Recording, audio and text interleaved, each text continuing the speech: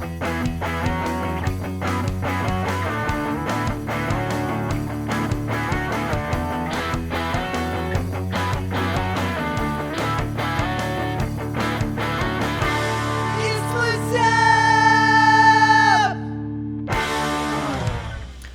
everybody, welcome back to Lizap Baseball Podcast, Episode 6 here on YouTube. You are listening to the voice of Nick Giamonte, and that's right, it's just me today. Richie's on vacation with some family and friends. He'll be back for next week's episode. So you'll just be listening to me today. But for those who are watching here on YouTube, I do have Richie here in spirit. So he will be here in spirit only. Sitting right next to me as a cardboard cutout. Alright, so let's get into today's discussion. We have a lot to talk about. A lot's been going on the past week. I think, we could talk about the first subject of the day, which is going to be the Cleveland Indians. Now, there's a big thing going around the league that the Cleveland Indians are probably going to change their name. After 105 years of using the same name, they are looking into changing their name. There's a lot of controversy that's been going around the past couple of years between the Cleveland Indians and also to the Washington Redskins in changing their name to be something more appropriate in today's world. What makes me think that this is actually really going to happen this time with the Indians, I know they talked about it a couple years ago, but what really is, in my opinion, driving it forward that a name change is going to happen is Terry Francona, who is their manager, actually came out saying he is all for a name change. He thinks that it's time to move forward as an organization and take these steps for their fans, for the franchise, and update the name. Now, I've been doing some research, and there really aren't any official names that they've come out with yet for people to decide on, but I was looking on the internet, I saw some things, and I looked at CBS Sports, and they had kind of a list that they came out with, and rumors of names that other people actually have been discussing too. So I'm just going down the list really quick on, what names that they're deciding on, or names that people think that they should go with. The first one is the Cleveland Spiders, the Cleveland Naps, the Cleveland Fellers, the Cleveland Rockers, the Cleveland Crows, Cleveland Blue Sox, Cleveland Great Lakers, Cleveland Unions, Cleveland Blues, Cleveland Ciders, Cleveland Castles, Cleveland Hazards, Cleveland Burning River, Cleveland Buckeyes, and the Cleveland Dobies. And interesting one about the Cleveland Dobies that is on this list is it would honor Hall of Famer Larry Doby, who is the AL's first black player. And it's actually kind of interesting, and I do agree with that name, the Cleveland Dobies. I think that would be pretty cool. The Buckeyes I kind of like. I'm not really a fan of a lot on this list. I don't think that we need a Blue Sox team. I think we have enough Sox teams as is. We have the Red Sox, White Sox. I don't think we need another team to have the Sox in there. Cleveland Crows could be cool. Cleveland Rockers, to me, sounds too similar to the Rockies. I don't think that would go well. There's just, a lot of names on this list just sound like minor league teams. They don't really have that major league punch that all the teams do have. So I definitely disagree with this list that CBS Sports put out. Like I said, these aren't confirmed names. These are just names that people have come up with, that CBS Sports has come up with. But I would say, I do agree with the Buckeyes. I think that's kind of cool, and the Cleveland Dobies would be cool as well. But who knows? It's not going to happen this year. May not even happen next year. It might take a couple years for this change of for the franchise to change their team name, to change their branding, to change their uniforms, update it with the league. It's going to take a little bit. This isn't going to happen overnight, but it's something to be brought up with, of what's going on in the sports world in baseball, because this is a huge thing. This is huge. After 105 years of using the Cleveland Indians, to change your name, even for the Washington Senators, it's huge too. I know their owner has been talking about for the past couple of years that he's not going to change the name, and now there's talks that he is considering it. But I guess we'll have to find out. It looks like this is really getting pushed forward, and it's going to be interesting to see what the outcome is going to be with the Cleveland Indians. I do believe that there is a way, whether it's maybe through, if you go onto like maybe the Cleveland Indians, maybe there's a website you go on to. But I did see that there are, right here, cleveland.com. You can submit a name that you think would work well for the team. They are listening. So if you have a great, baseball team out there that you think would be awesome, go ahead and message them, and maybe that could be on the ballot of what of what team names could be out there for the future for the Indians, or whatever they're called. So yeah, go ahead, any team name you want to be in the major leagues, go out there and make a change, make a difference. All right, so the next topic that we have for tonight is it's actually a pretty concerning one. So yesterday during practice at Yankee Stadium, they were doing live pitching, and Masahiro Tanaka was on the mound, and he was facing up against Giancarlo Stanton. And what happened was, Tanaka threw a pitch. Stan hit a line drive right back into Tanaka's head. Tanaka went down. He was down for about several minutes until he was walked off the field and taken to the hospital.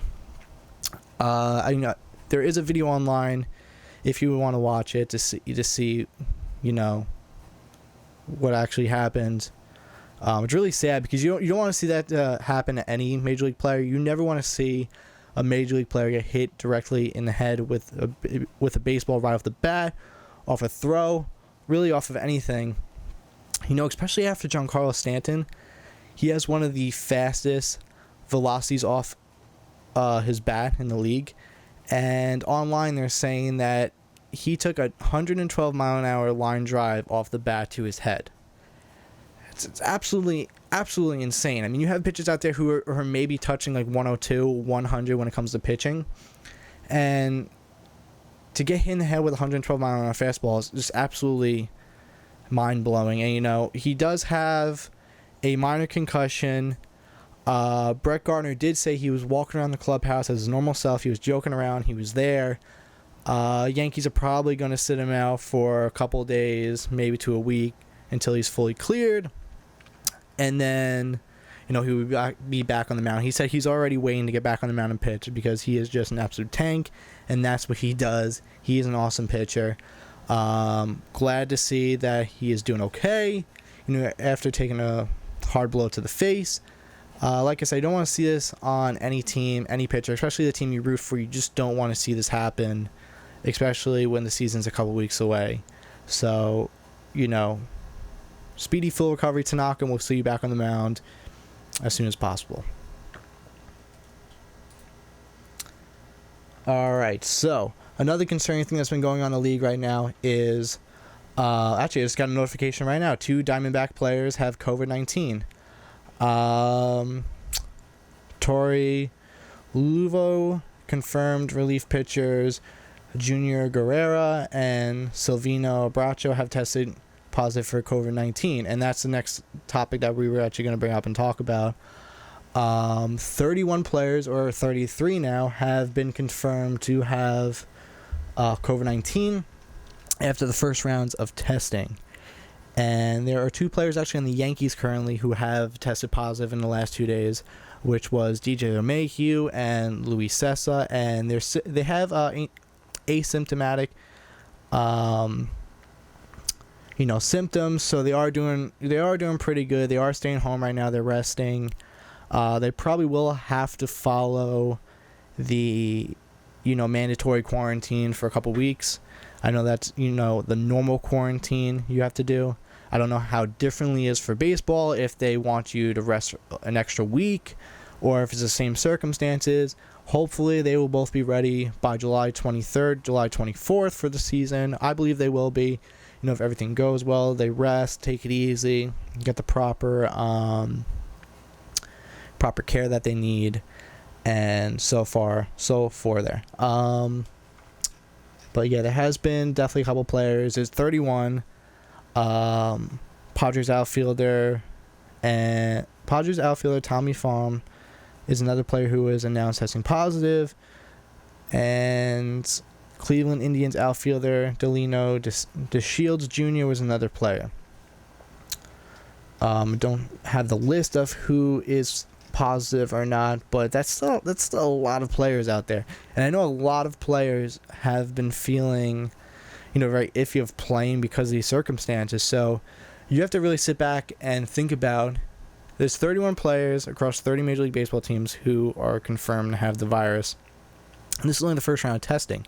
So if they have it, think about who they have been in contact with in the past couple of weeks when it came to practices, just being in the clubhouse, having a catch, just talking. Think about who they have had contact with. Now, do you push up the second testings sooner than you normally planned it, so that way you can catch to see who has the virus quicker than later? Who was LeMahieu talking to? Was he talking to, Judge, Stanton, Tanaka, Chapman before he got confirmed with the virus? So now the concern is you have to test your organization as soon as possible to see who is going to get positive testings. Now, this 31 players is going to change drastically. And, if it changes a lot, it could also affect the league. I know the league is confirmed for July 24th, a couple weeks away. But if in that time period, that doubles in numbers of who has the virus, it's going to be... I wouldn't be surprised if there could be a season delay. And I'm not saying that's going to happen, but things might change if these numbers grow in the organizations and in the clubhouses of people getting sick with this virus. So as long as they can keep this under control, as long as no more players on the Yankees or on the Padres or on the Indians that were in contact with DJ LeMahieu or the other players in other organizations, then they'll be fine, as long as they take proper precautions and they get the medical help that needed in order to stay healthy. So this wasn't a thing. This whole COVID thing wasn't going to be like blindsided, because Major League's coming back. No, we all figured that at least some people would get affected by it, would find its way into the clubhouses. It's unfortunate, but it's how things are working right now, and you just want to make sure that everybody is staying safe and taking the proper health and safety precautions needed in order to play the game properly. Mike Trout is actually having a daughter with his wife in, I believe it's September, and we did talk about this last week. There are some rumors on whether if he's going to play or not, and he has come out saying he is very iffy on playing the season because he doesn't really want to risk getting his wife or his newborn daughter sick. Is it really worth him risking their lives to play some baseball in a shortened season? That's the whole thing that he was coming out and saying is, I just don't feel comfortable putting my family at risk. So I guess we might have to see in a couple weeks if Mike Trout is going to play, or if he's going to opt out like there have been a bunch of players who have. Now, in recent days, and actually in the last week, there have been a handful of players who have opted out of the 2020 season. The recent player who have just opted out was David Price, who is now in the Dodgers. So another couple of people is Mike Leake, who is a right-hand pitcher on the Diamondbacks, Ryan Zimmerman, who is on the Nationals, first baseman Joe Ross, right-hand pitcher on the Nationals, Ian Desmond, outfield on the Rockies, David Price, left-hand pitcher Dodgers, Tyson Ross, right-hand pitcher Giants, and Felix Hernandez, right-hand pitcher on the Braves. And these are some big blows for a couple teams. Even Zimmerman, King Felix, who has a 1-year contract with the Braves. David Price. All these players are going to be huge just impacts to your team, losing them. Basically, David Price, his contract is... his whole deal with the Dodgers is up at the end of the season. Are the Dodgers going to re-sign him in the 2021 season? Yeah, right here. He will forfeit close to $12 million in salary this year, but he still owed $32 million each in 2021 and 2022. The Dodgers acquired Price, Mookie Betts in a cash trade with the Red Sox last in February. So, who knows what's going to happen there? Even King Felix, he signed a 1-year deal with the Braves, and who knows if he'll even return to baseball next year. I mean, if he opts out, I'm sure he's going to want to return, but do the Braves re-sign him? Does he go back to like a free agency? What happens with him? Ryan Zimmerman, he also signed I'm pretty sure a 1-year deal with the Nationals. When in last off season, they didn't know if they were going to re-sign him or not. It was taking a while for them to re-sign Ryan Zimmerman. He said he didn't want to go anywhere else, but it was a lot of negotiation in order to bring him back. But these are players who don't feel comfortable playing. They don't feel comfortable in the circumstances with COVID-19 coming out, especially when 31 players just got tested positive. And who knows if those numbers are going to rise or not. So, there's a couple weeks left of the season. There could be other players who decide to opt out. But, some people are doing it like Mike Trout, who is concerned for his family. He hasn't opted out yet. He's still scheduled to play. We don't know what's going to happen with him. But these players opted out, and that's their choice. I mean, King Felix was competing for a rotation spot as a non-roster player when spring training was suspended. That doesn't really mean that he had a starting position, but it also didn't mean that he wasn't going to play. So, who knows what his circumstance was? Maybe he thought of if I'm not going to be a starting pitcher, then I might as well just sit out in a year that's not a full season, that there's a risk of getting COVID-19. I might as well just sit out this year. Ryan Zimmerman, he's 35 years old. He says he's not retiring, but he also hasn't decided on his baseball future past 2020. And that's huge too. That is huge too. If he decides to retire in the offseason next year, right? Yes, he would have went out on his last year playing Major League Baseball as a World Series champion. But his more physically last year would have been the 2020 season. So, what does that do for his career then? I mean, he had a great career. He won 1 World Series ring, but I'd hate to see him retire on just opting out on his last year. I'd like to see him come back next year. Maybe the Nationals will re-sign him. Maybe someone else will re-sign him. But, that'd be nice to see him play next year. Same for King Felix. It is just a weird year for baseball, people. And that's all I have to say is it's a weird year for baseball. And, we just got to get used to the way the season is. Now, I just want to bring up something. I know in the past couple shows I've been saying it's not really a real season, and I kind of want to take that back. I thought about this the other day, and, Richie was right for saying it is a real season. Yes, it is a real season, but what I was trying to say was it's different because it's not a full season. Now, I want to just retcon a little bit what I was saying with it. This season doesn't count.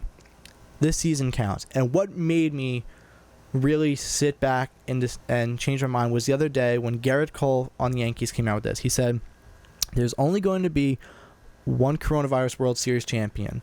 That's unique itself. I don't see why you wouldn't want to take home that trophy. And when I read that, it really had me just thinking, that's actually right. And yes, you're not playing a full season. You're not playing 162 games.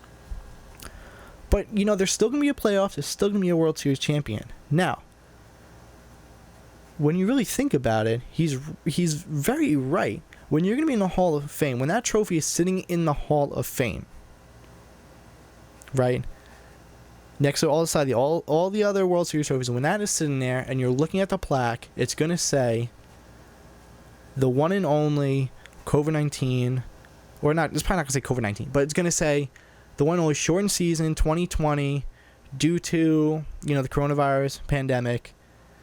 The World Series trophy goes to blank. I think that's pretty special now. Now, I know in the past I said it's not going to really matter. I wouldn't want to see the Yankees win it. But after reading that, I really thought to myself that, one, I was wrong. And two, it makes sense. Why wouldn't you want to go out and win the only World Series trophy for a shortened season due to a pandemic? Why wouldn't you want to have that under your belt as an organization? Right? Now, here's the thing. Whoever wins the World Series, though, there's always going to be that one side of the fan base that says, yeah, but it wasn't a full season. If the Yankees win it and it's their 28th World Series, I guarantee you the people who already hate the New York Yankees are going to say, well, it wasn't a full season. Yeah, whatever. Either way, everyone is always going to hate the Yankees. There's always going to be people who hate the Yankees. And that applies still for the Dodgers, the Astros, the Twins, the Braves, the Cubs, any team who wins the World Series this year. It's going to be an honor. You're going to hold that trophy above your head and be proud of yourself as a team for getting to the World Series, for playing, for being on top and being the number one team. But you're always going to have people saying, well, it was a shortened season. They just got off on the right foot. They didn't start off bad. That's what makes the trophy more special, is you're playing 60 games. You don't have that breathing room to say, well, we're just adjusting in the first couple weeks. We'll bounce back. We're just in a culture. No. You got to play every game like it matters no matter what. That every game that you are playing is basically the World Series. That's how you got to play. You got to play as this is do or die.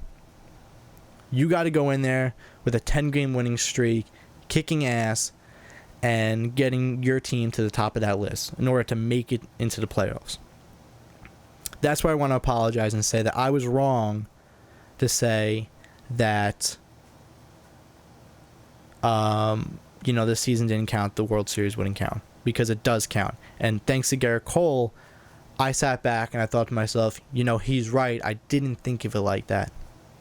This is a rare trophy that you want to acquire, because it proves that in a shortened season, you can come out on top, you can play to your fullest, you can go in there and just prove everybody wrong if you're an underdog team.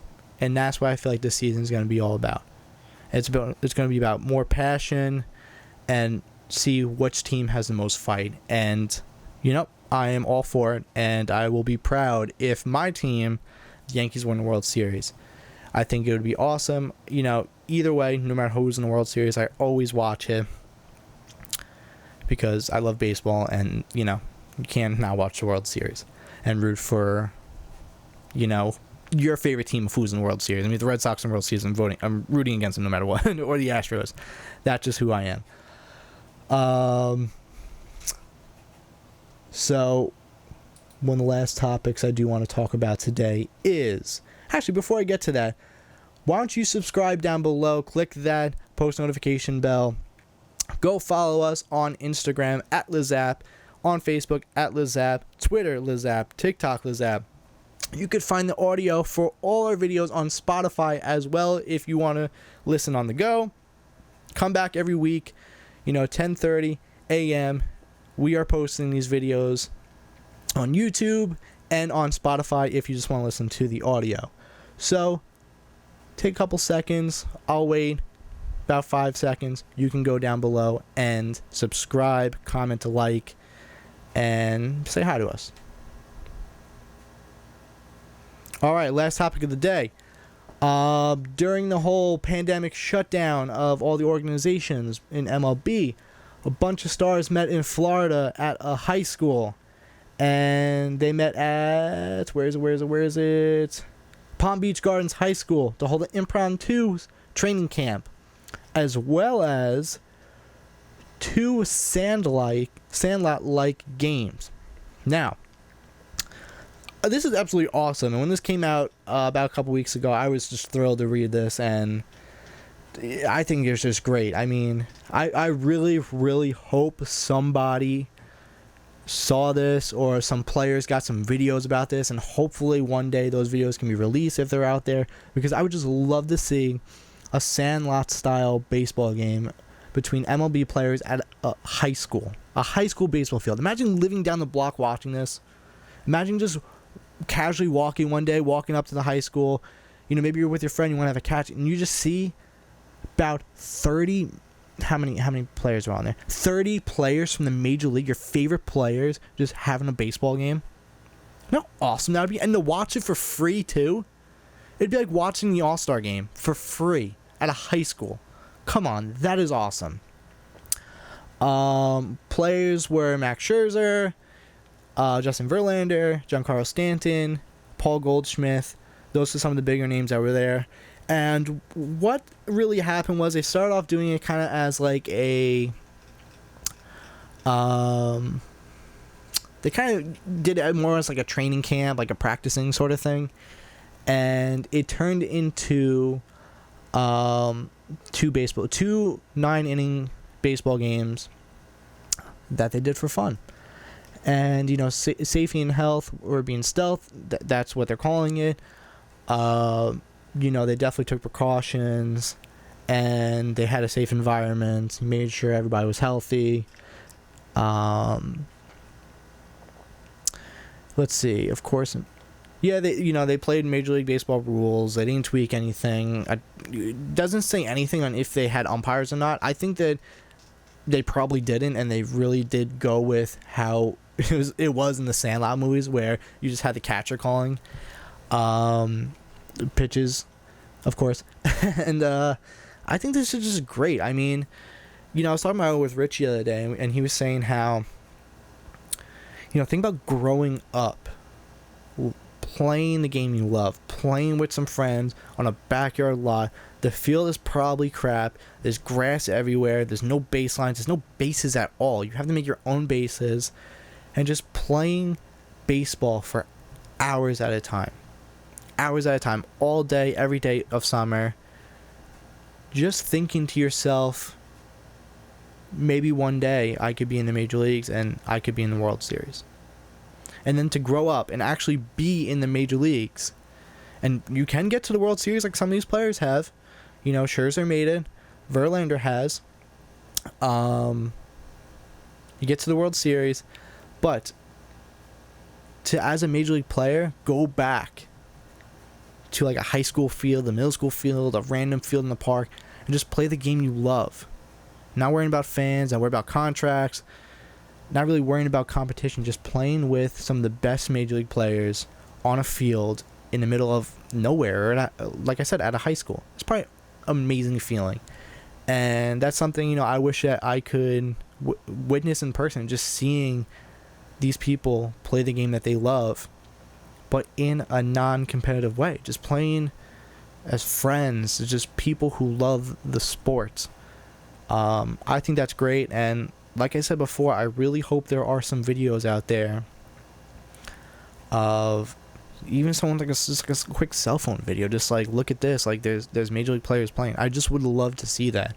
Or honestly, I would love for one of these players to come out and talk more about it, and discuss what it was like, what they, how they felt inside. I'm sure it definitely felt very much like the Sandlot to these guys, and that's awesome that they went ahead and did this behind Major League Baseball and the world's back.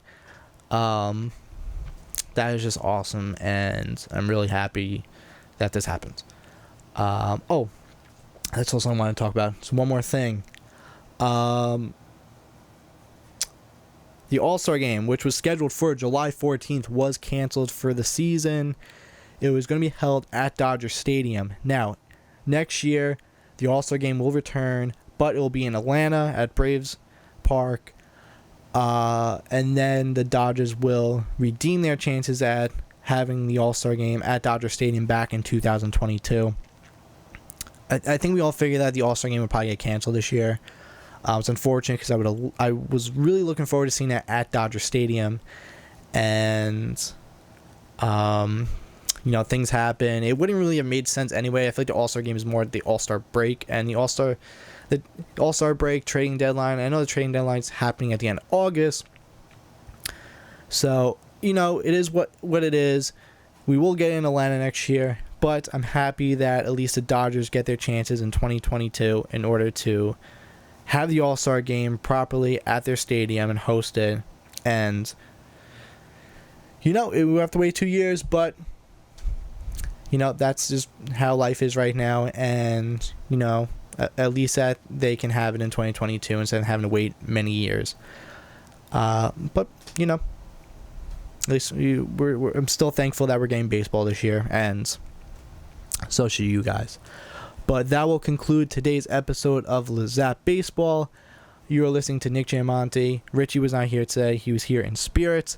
You could join us every Wednesday at 10:30 a.m. on YouTube and Spotify. Check us out on all social media platforms, Twitter, Facebook, Instagram, also TikTok.